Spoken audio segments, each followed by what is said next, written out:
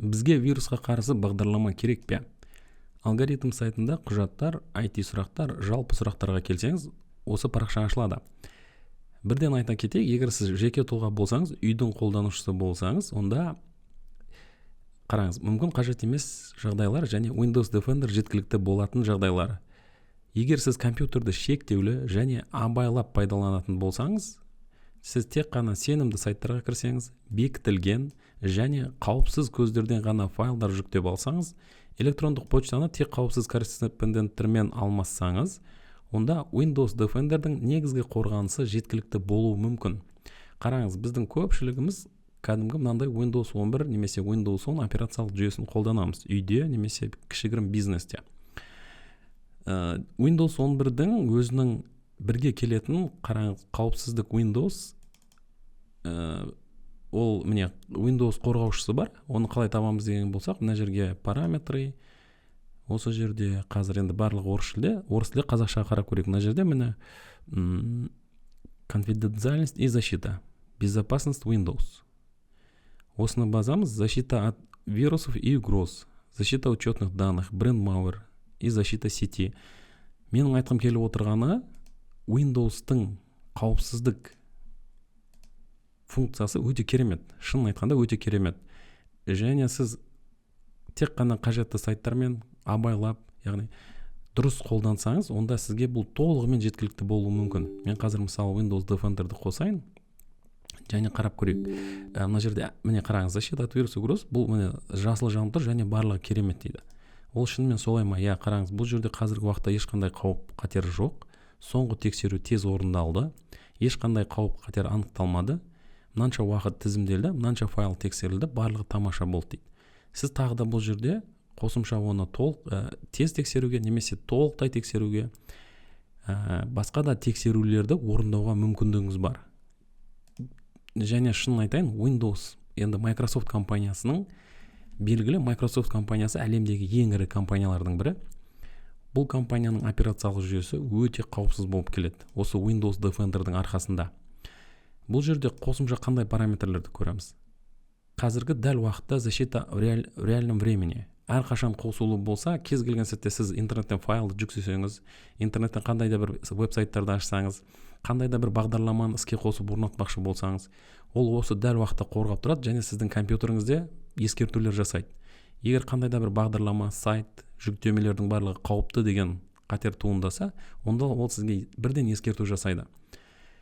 Қандай да бір жаңағы программалық скрипттардан қорғау мәселесі, бұлттық қорғау мәселесі, менде қазір өшіп тұр, оны қоса салуға болады, біріне бір рет басып. Енді қосымша Microsoft компаниясына автоматты түрде үлгілерді жібергіңіз келе ме дейді. Защита от подделки, жасанды бағдарламалардан қорғау қосулы.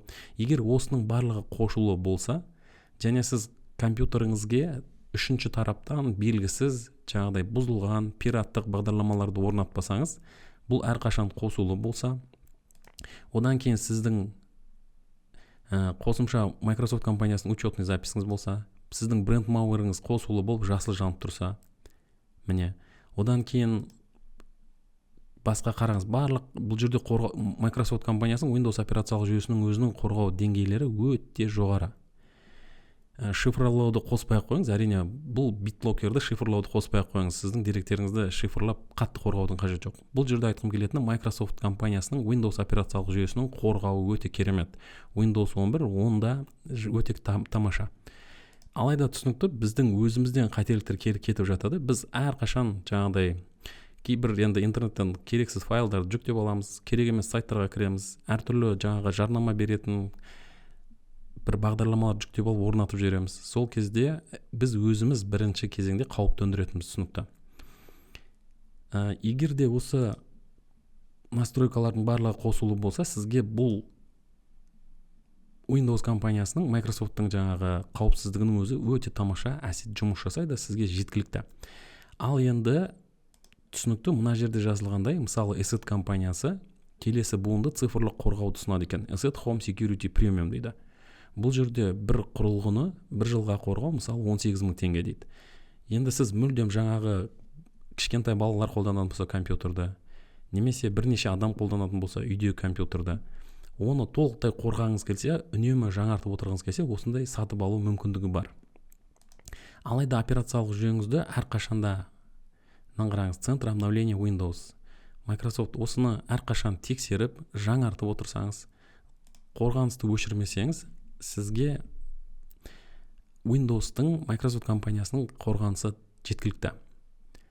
Жаңа да жазылып кеткендей мына жерге назар аударып кету керек. Егер сіз тек сенімді сайттарға кіретін болсаңыз, қауіпсіз көздерден ғана файлдар жүктеп алатын болсаңыз, онда сізге Windows Defender'дің қорғанысы жеткілікті. Сонымен қатар жүйені үнемі жаңартып отыруды ұмытпаңыз. Енді біз мынандай жағдайды қарастырамыз. Бізде мысалы 20, 30, 50, тіпті 100, енді кез келген кіші немесе орта бизнесте қалай бізге антивирус қажет пе деген сұрақты қарастырайық. Мысалы мен Қазақстандағы ең ірі компаниялардың тізімін аштым. Ол жерде тең Chevroil, Казцинк, Маңғыстау мұнай газ дейді, Ност Каспиан, Каспий мұнай, Картел компаниясы үлкен, Лукойл дейді, Chevron, мысалы Нұрбанк, ондай үлкен компанияларда бұл қауіпсіздік мәселесі әрине комплексті түрде шешілетіні түсінікті. Және ол жерде антивирусты алмау мәселесі, енді қалай айтсам екен, бұл жерде бірден үлкен компания бірнеше жылдап жаңағыдай бюджетті қарастырады, оны лицензиялық түрде, комплексті түрде қолданушыларға сатып алады, топтама етіп, және ол жерде бұны бас ауыртпауы мүмкін. Ал енді кішігірім бизнесте қалай іске асады? Міне қараңыз, бізде мысалы офис бар. Осы жерде бірнеше жұмыскерлер компьютерде жұмыс жасайды. Және олардың әрқайсына жеке-жеке антивирус алып орнату керек пе? Бұл жерде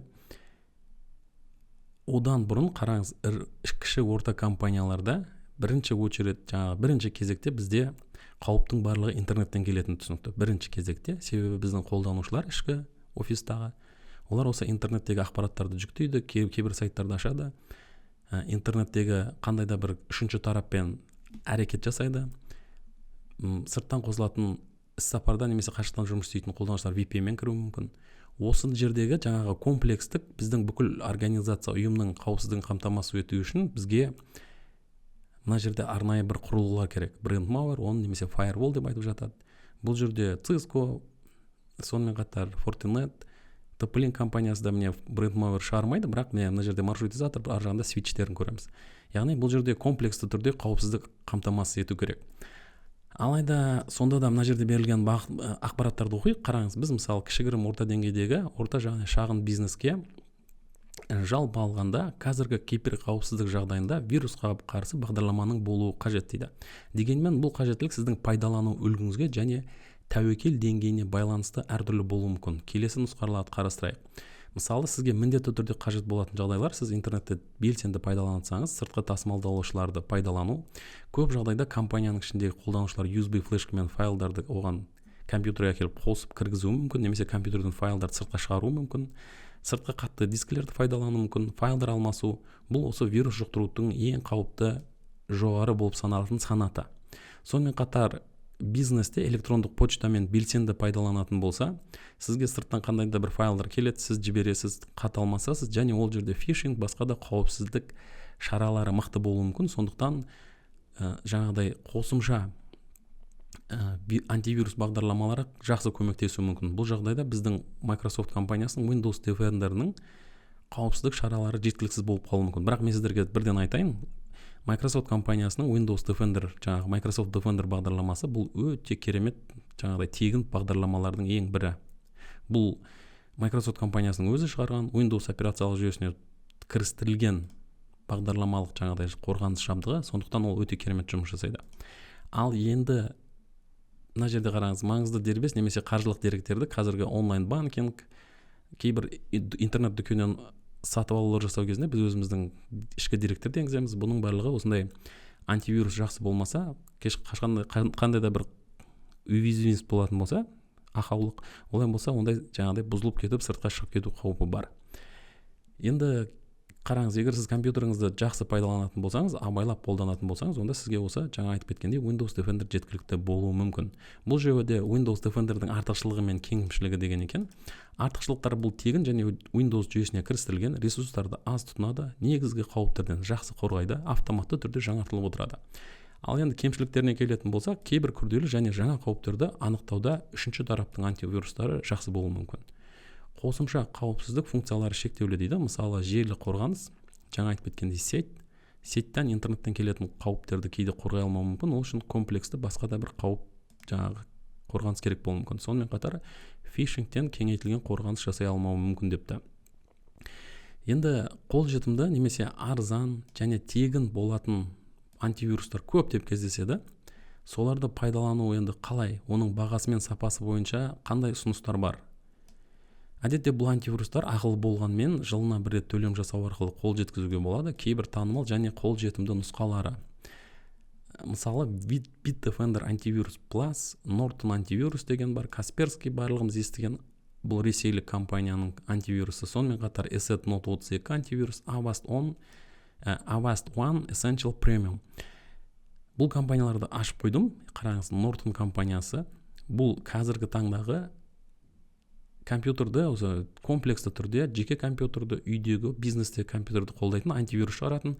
Сонымен қатар қосымша VPN немесе паспорттарды қолдау, сонымен қатар үйдегі бала шағаны қолдау, осындай мәселелер бойынша бірнеше жаңағы өзінің ұсыныстары бар. Мысалы бұның Plus, стандарт, Deluxe, Select Plus деген тарифтерін көресіз, және әр қайсысының беретін артықшылықтары. Мысалы бұлттағы қорғау, VPN қорғау, Dark Web Monitoring дейді, Privacy Monitoring.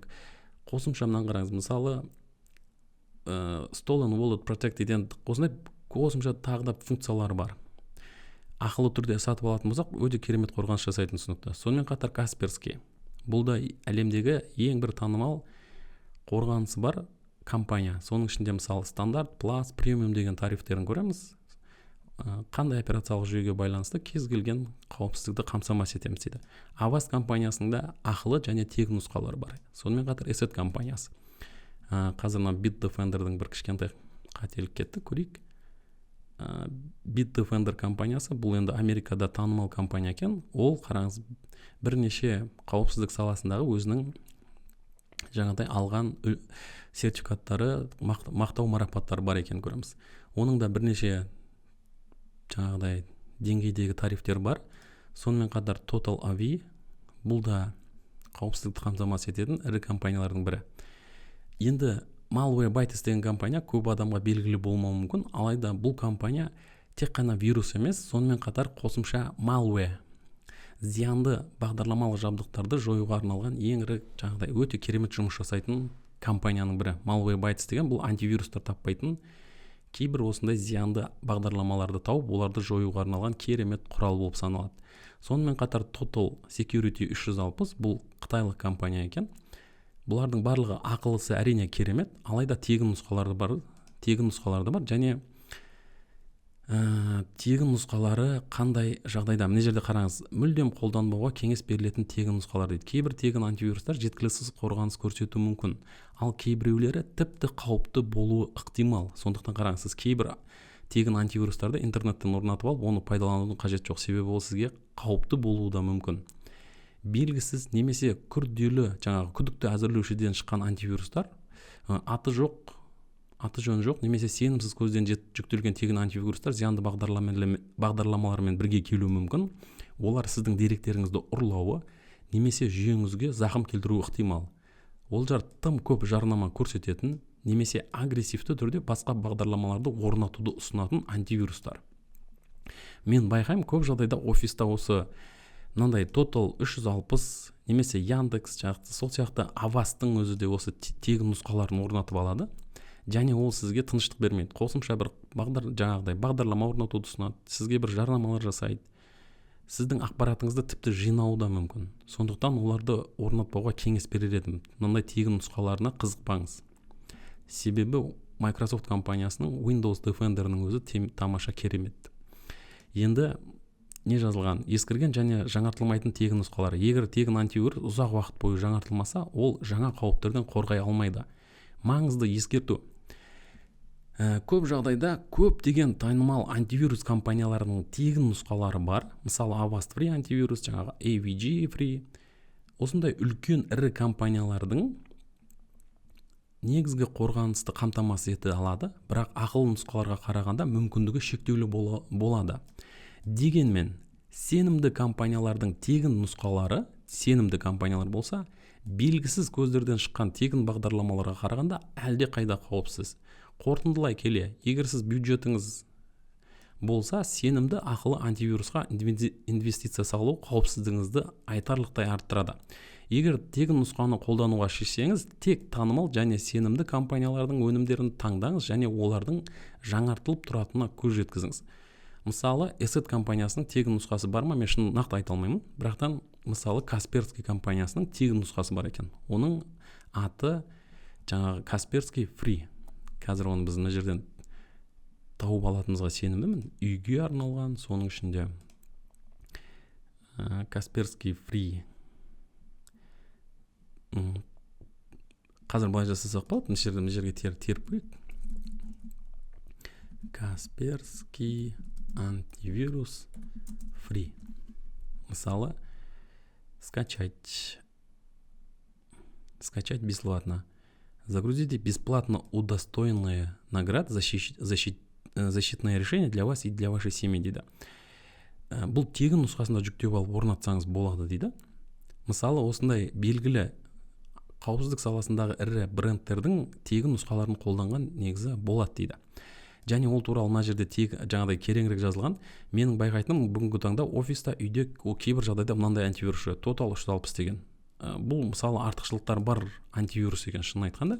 Себебі оның қозғалтқышы керемет. Мысалы ол Avira, Bitdefender антивирус қозғалтқышын пайдаланады. Бұл антивирус толығымен тегін, сондықтан ол вирустарды сканерлейді, нақты уақытта қорғау жасайды және жүйені оңтайландыру құралдарын қамтиды қосымша мысалы. Бұл бір жағынан жеңіл және жылдам дейді. Жүйеге аз жүктеме түсіреді.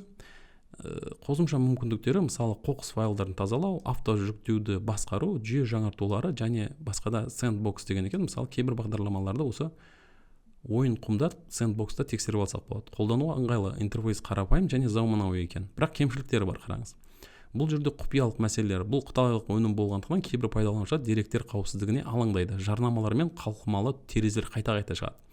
Тегін нұсқасында жиі шыққан жарнамалар мен жаңартуларға шақырулар мазаңызды алуы мүмкін. Қосымша қозғалғыштардың шектеулі жұмысы. Мысалы, бұл Windows Defender'ды мүлдем өшіріп тастауы мүмкін. Сонымен қатар Bitdefender Avira қозғалтқышы әрқашан белсенді бола бермейді дейді. Тәуелсіз тестерде кейде жоғары нәтиже көрсетпейді дейді. Іскерлік мақсаттарға жарамсыз үлкен ірі компанияларда сенімді түрде қолдануға болмайды. Қай кезде қолдануға болады? Мысалы, енді кішігірім немесе үйде қолдануға болады депті, қай кезде ұсынылмайды депті. Альтернатива тегін нұсқалар берілген екен. Айтайын дегенім, бұндай тегін бағдарламаларды қолдану ол шын айтқанда компьютеріңізге қосымша жүктеме салуы мүмкін. Ол қосымша өзінің жаңағыдай тексерулерін орындап, жарнамалар шығарып, сіздің ақпаратыңызды жинап жататын болса, жұмыс барысында компьютеріңіздің ресурстарын алады. Одан гөрі осы кәдімгі Microsoft Defender'ды пайдалана берген дұрыс болуы мүмкін. Енді сол сияқты альтернатива мысалы Bitdefender компаниясының да тегін нұсқасы бар екен. Бұл жерге шолу жасайтын болсақ, тура жаңа ақпараттарды береді бір жағынан. Қорытындысына ғана келетін болсақ, бұл мысалы Bitdefender антивирус Free бұл өте сенімді, жеңіл және қойда қолдана бер. Яғни бұл жерде қойда тыныш, қозда тыныш деген екен. Жай ғана қорғаныс қажет болса, ең үздік тегін шешімдердің бірі дейді. Бұны орнатасыз, компьютеріңізде алаңдамайсыз, сізге қосымша жарнамалар шығармайды, жүйеңізде артында жұмыс жасап тұра береді дейді. Тағы айта кетейін. Мен өзім қолданып көрмеген Bitdefender, мен енді IT маман болғандықтан кейбір жағдайда шынын айтсам мен қай сайтқа кіретімді, қандай бағдарлама орнатып жатқанымды, кейбір жағдайда енді біз шынын мойындау керек, пираттық бағдарламаларды кейде компьютерге орнатып жаңағыдай тексеріп жатамыз.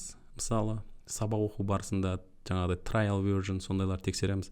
Сондықтан кейбір жағдайда осы Windows Defender'дің қауіпсіздігінің өзі өте жеткілікті. Маған жеткілікті. Мен сондықтан Bitdefender'ды қолданып көрмеген, бірақ бұл жерде жазылғандай оның артықшылықтары бар екен, өте сенімді дейді.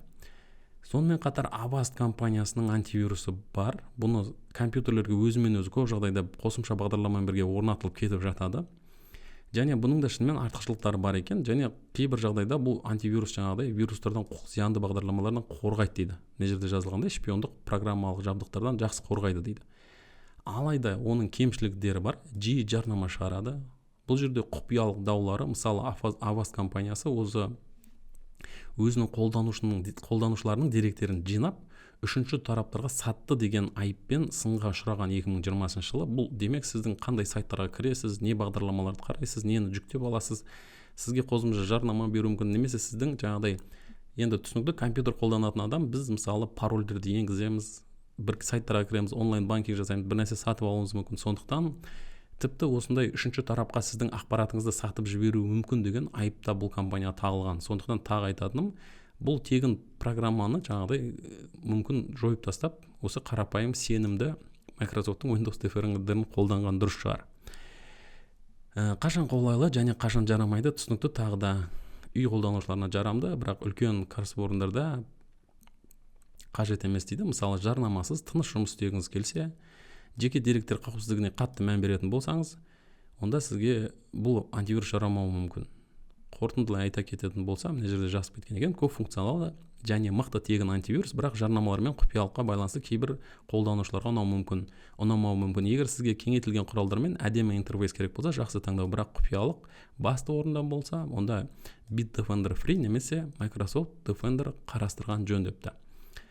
Kaspersky компаниясының жаңағы тегін программасы, оның да бұл Kaspersky компаниясы ең ірі компаниялардың бірі. Тегін нұсқасы бұл вирустардан, трояндардан, фишинг сайттардан және криптомайнерлерден тиімді түрде жақсы қорғайды дейді. Бұл мысалы тәуелсіз тестлеу рейтингтерінде үнемі жоғары балл алады. Bitdefender Free бағдарламасымен тең жүреді дейді. Мұнамен бірге өте жақсы болып саналады дейді. Бұл бағдарлама тыныш жұмыс істейді, сізге жарнаманы аз береді, үндемей жұмыс істей береді, тек маңызды жағдайларда ескертеді екен. Құпиялықты сақтау, қолданушы деректерін үшінші тараптарға бермейді, ресми сайтына сай.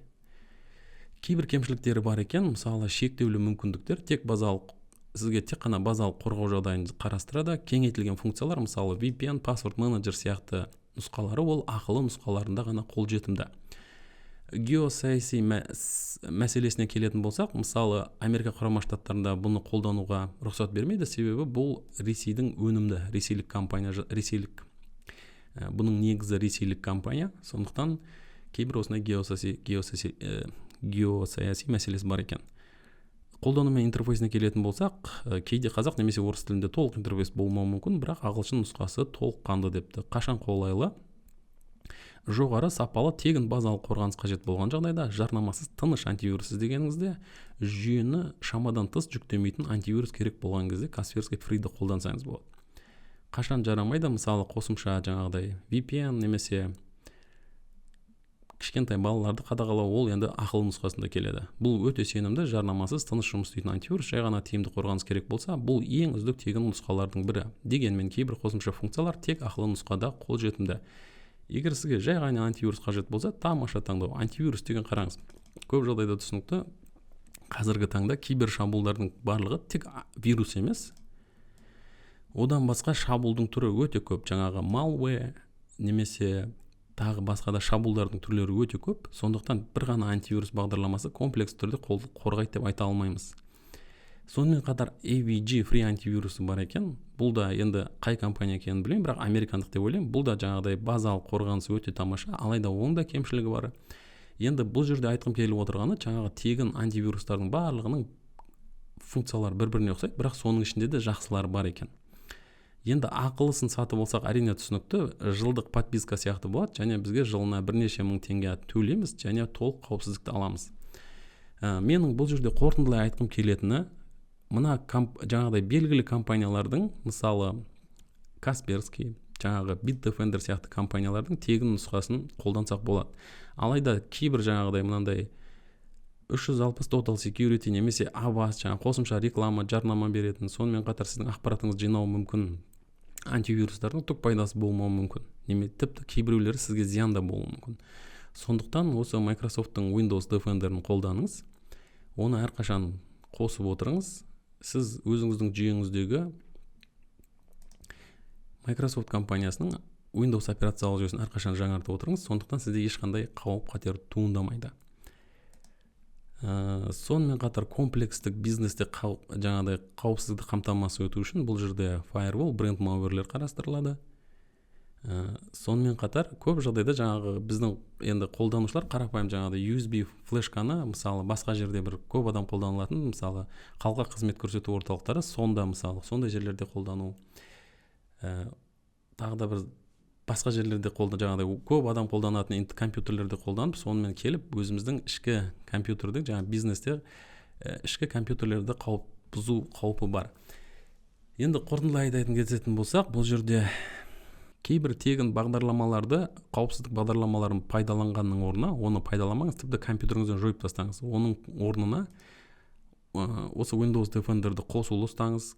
Керек емес сайттарға, керек емес бағдарламаларды орнатпаңыз, оларға рұқсат бермеңіз орнатуына. Бағдарламалық жүйеңізді, операциялық жүйеңізді жаңартып отырыңыз әрқашан, және сізге де ешқандай проблема туындамайды деген ойдамын. Егер бұл сабақ сізге ұнаса, лайк басыңыз және біздің арнаға жазылуды ұмытпаңыз. Келесі сабақта кездескенше.